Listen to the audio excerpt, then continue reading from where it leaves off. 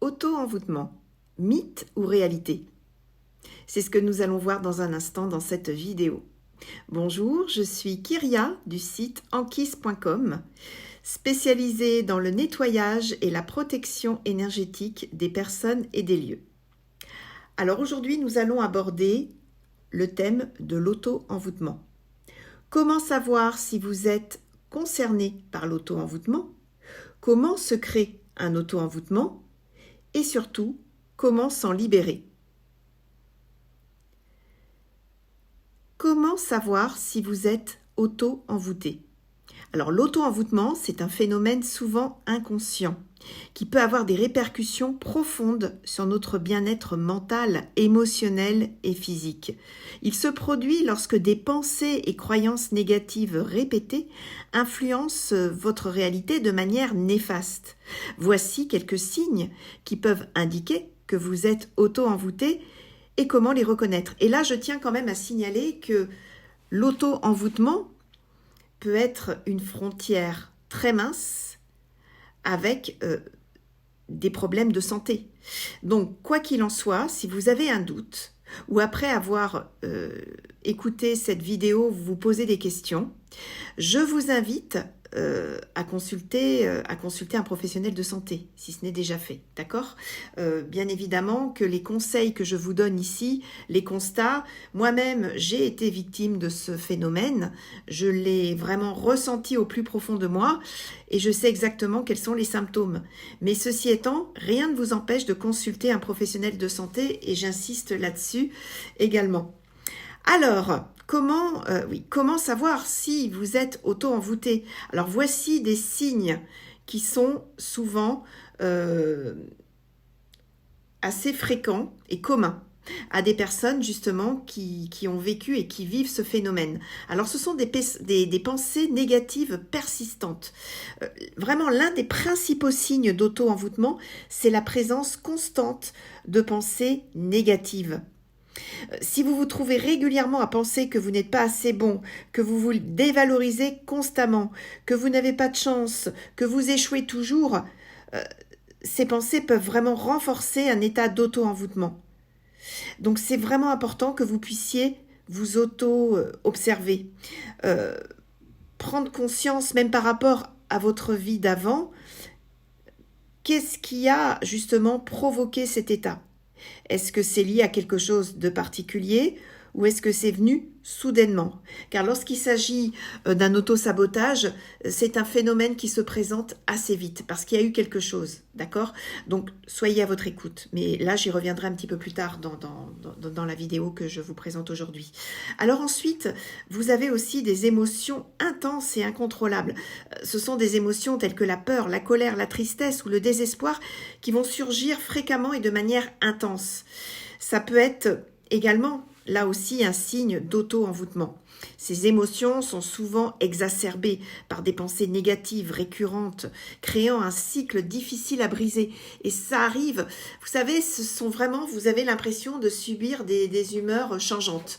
Vous êtes bien, d'un seul coup, vous vous sentez pas bien. Bon, ça peut aussi être dans votre nature, mais en général, lorsqu'il y a un changement dans votre être profond, lorsque c'est relativement nouveau pour vous, vous le sentez au plus profond de vous et c'est important de vous fier également à votre intuition. Ou ça peut être également des personnes qui vous font la remarque. Tiens, c'est bizarre, je ne te trouve pas comme avant, qu'est-ce qui se passe? Là, vous devez aussi être vigilant à ce niveau-là. Alors ensuite, vous avez comme un sentiment de stagnation et d'impuissance. Si vous avez l'impression de tourner en rond, de ne pas progresser dans votre vie, un petit peu comme vous savez, moi quand j'ai connu ce phénomène pour moi-même, j'avais vraiment l'impression de tourner autour d'un rond-point. Je voyais la sortie, mais je n'arrivais pas à la prendre. C'était vraiment ce que je ressentais et je l'ai vécu d'ailleurs. Vous êtes dans une voie, vous avez l'impression d'être dans une voie sans issue. Vous ne progressez pas, vous vous sentez impuissant face aux circonstances.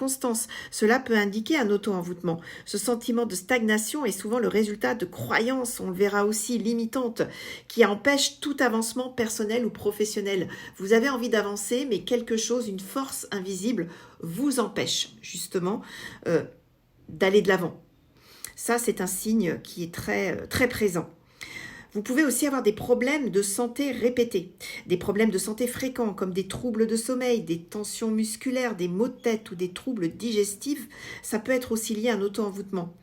Il est vrai que le stress dans ce cas-là est très très présent et ça a un impact direct sur votre corps. Donc vous pouvez avoir des maux, vous pouvez avoir des signes, vous pouvez être malade, des boutons. Vous voyez, vous pouvez quand même avoir des choses qui se manifestent dans votre corps et il faut en être vigilant. Et d'ailleurs, là aussi, je le répète, vous pouvez, je vous invite néanmoins à consulter un professionnel de santé, un médecin qui pourra effectivement vous faire aussi un diagnostic, d'accord? Mais quoi qu'il en soit, si vous voulez guérir durablement, il faudra aussi prendre en compte ces différents facteurs. Ceci n'empêche pas cela. Voilà pour les différents signes.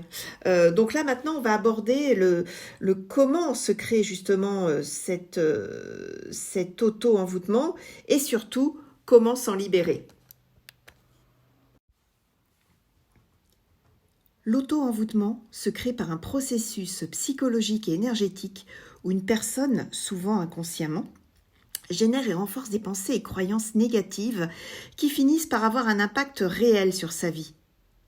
C'est aussi pour cela qu'elle pense avoir été victime bien souvent d'un envoûtement par une tierce personne, ce qui n'est absolument pas toujours le cas. Alors voici comment cela se produit. Vous avez les pensées négatives répétitives. Les pensées négatives récurrentes sont le point de départ de l'auto-envoûtement. Des croyances limitantes telles que « je ne suis pas assez bon »,« je suis nul »,« je n'ai jamais de chance » ou « rien ne marche pour moi » peuvent s'installer profondément dans l'esprit d'une personne. Ces pensées, si elles sont répétées souvent, deviennent une sorte de mantra, de programmation mentale. Croyances limitantes et autosabotage.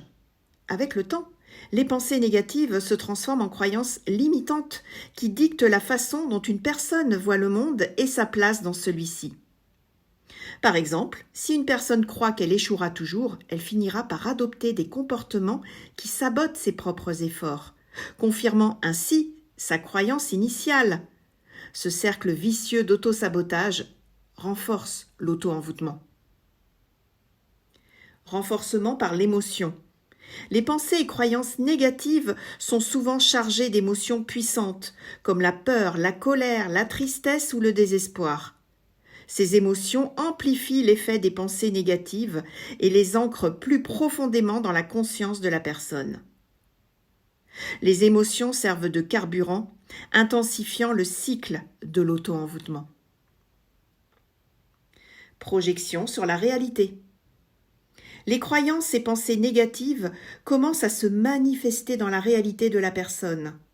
Ce phénomène est souvent décrit comme une prophétie autoréalisatrice.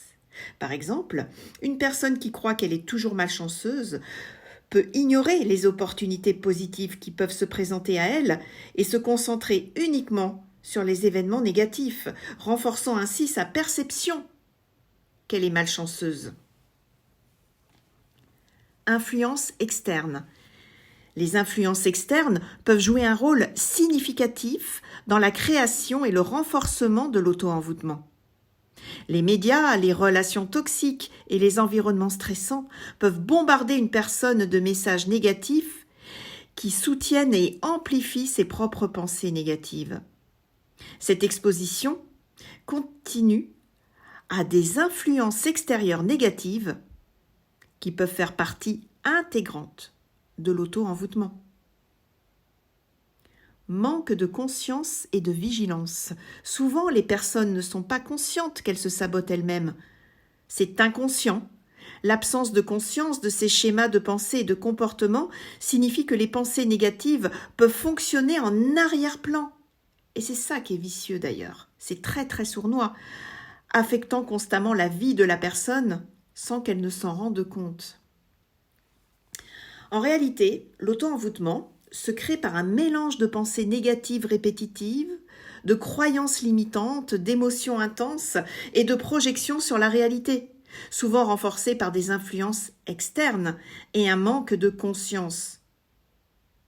Prendre conscience de ces schémas et les modifier est crucial pour briser le cycle de l'auto-envoûtement et retrouver un état d'esprit positif et sain.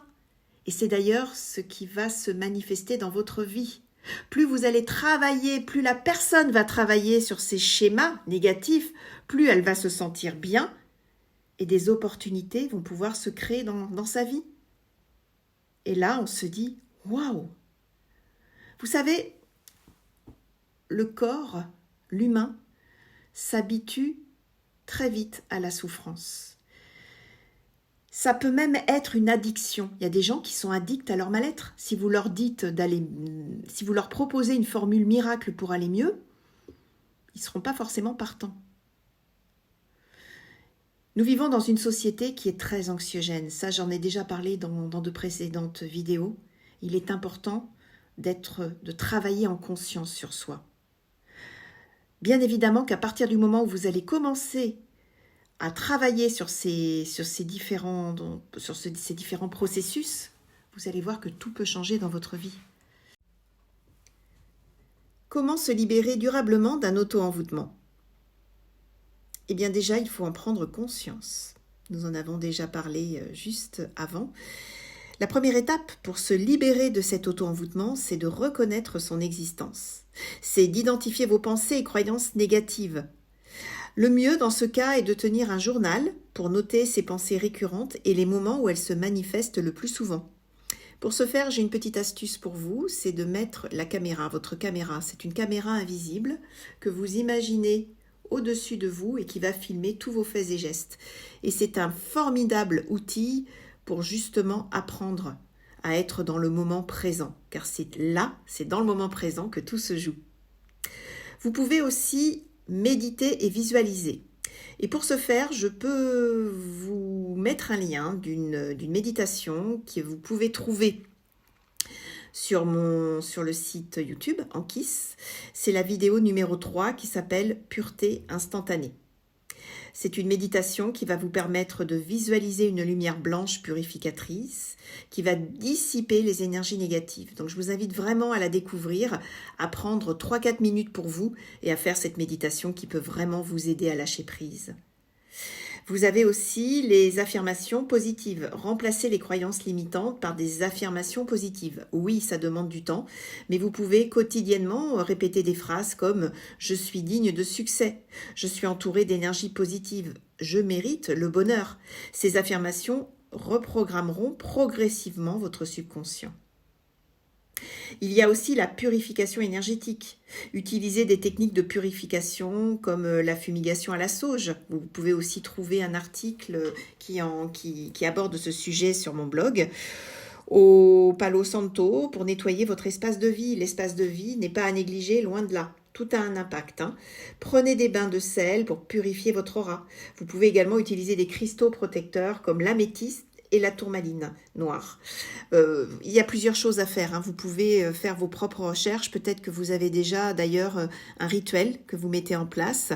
Je pense que vraiment l'objectif, il ne faut pas voir l'envoûtement ou l'auto-envoûtement comme quelque chose de négatif en soi. Alors c'est sûr que lorsque ça arrive dans notre vie, j'y suis passée, c'est vraiment pas agréable. Mais l'idée c'est de voir quel est le cadeau qui se cache derrière cette situation. Pourquoi aujourd'hui je suis mal? Pourquoi aujourd'hui je me suis moi-même auto-envoûtée? Quel est le message que je dois comprendre? Dans ces cas-là, il est bon de voir les obstacles comme des opportunités d'apprentissage et de croissance. Cela aide à transformer les énergies négatives en énergies positives et constructives, vraiment. Et ça, c'est hyper important. L'environnement, comme je vous le disais tout à l'heure, est hyper important. Votre environnement doit être positif. Entourez-vous de personnes et d'environnements positifs. Éloignez-vous des influences négatives en posant davantage de limites avec les personnes, les vampires énergétiques qui peuvent rôder autour de vous. Et ça, vous allez voir, plus vous allez mettre en place des choses pour votre mieux-être, pour votre bien-être, et plus vous allez adopter des outils, vous allez avoir des comportements qui vont éloigner ces personnes-là, puisque votre vibration, votre taux vibratoire est en train de monter. Donc forcément, ces personnes qui étaient attirées par vous, parce qu'elles pouvaient percevoir cette faille que vous aviez, et comme cette faille, vous êtes en train de la colmater, eh bien ces personnes vont avoir tendance à s'éloigner. En tout cas, plus vous allez vous sentir bien et vous allez attirer à vous des personnes qui ont une vibration équivalente. Donc ça peut engendrer énormément de changements positifs dans votre vie et c'est quand même le but. Alors, se libérer d'un auto-envoûtement demande de la vigilance et de la pratique. Il vaut mieux le savoir, mais vous allez avoir des bienfaits, des effets positifs super, quoi. Enfin, vraiment, c'est top. Et en prenant conscience de vos pensées, en utilisant des techniques de méditation, de purification et en cultivant un environnement positif, vous pouvez briser le cycle des pensées négatives et retrouver un état d'esprit équilibré et sain. Donc vraiment, je vous invite à adopter ces pratiques avec régularité. L'idée, c'est de créer un rituel chaque jour que vous faites, de 3 habitudes positives, de vous reconnecter aussi à la nature. Si vous avez un animal de compagnie, un chien, c'est de l'emmener se promener dans la nature. Vous pouvez prendre du temps pour vous, vous baigner quand c'est l'été, bien évidemment, que ce soit même à la piscine ou à la mer, vraiment vous connecter au maximum à la nature. Ça, c'est super positif.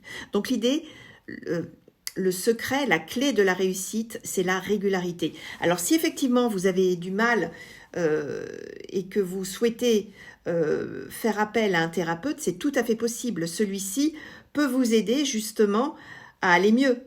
Et peut-être que bien souvent, je le vois moi dans ma pratique, il y a besoin d'un nettoyage énergétique. Par contre, un nettoyage énergétique fait par un thérapeute non suivi de nouvelles habitudes de votre part ne sert à rien. Je préfère vous le dire tout de suite. Par contre, si un nettoyage énergétique peut être nécessaire, faites-le. C'est vraiment très très positif, ça va vous faire gagner du temps, tout en mettant derrière des nouvelles habitudes. Celle que j'ai abordée avec vous dans cette vidéo. Si vous n'avez toujours pas téléchargé l'e-book les 8 signes que votre énergie est parasitée et les clés efficaces pour vous libérer, vous pouvez aller le télécharger directement sur mon site. Ça vous permettra également de recevoir de mes nouvelles régulièrement. Vous trouverez donc le lien du site dans le descriptif en dessous de cette vidéo.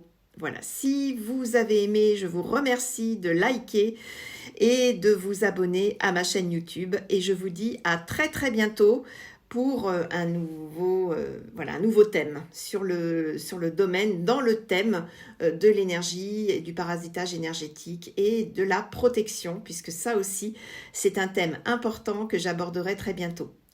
À très vite!